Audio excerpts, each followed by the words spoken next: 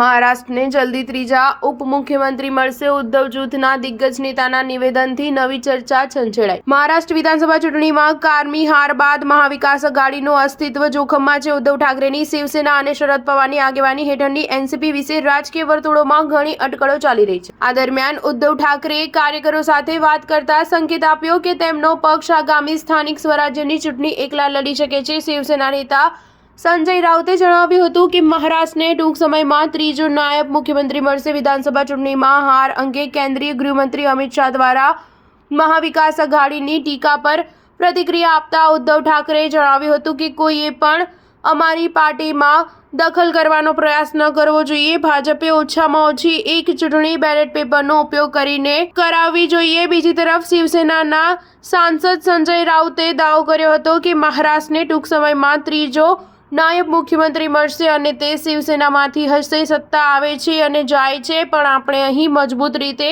ઊભા રહેવાનું છે.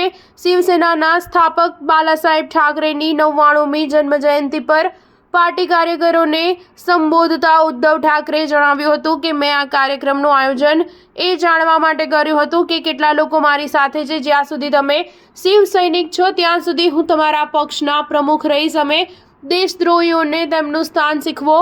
તેમણે પાર્ટીના ભવિષ્ય વિશે સંકેત આપ્યો અને જણાવ્યું હતું કે જો કાર્યકરો ઈચ્છે તો પાર્ટી એકલા ચૂંટણી લડશે. આ નિર્ણય કાર્યકરોની ઈચ્છા મુજબ લેવામાં આવશે. નોંધનીય છે કે સ્થાનિક સંસ્થાઓની ચૂંટણીઓ આ વર્ષની શરૂઆતમાં યોજાવાની શક્યતા છે. સ્ટાર ન્યૂઝ 7 હંમેશા સચ્ચાઈની સાથે.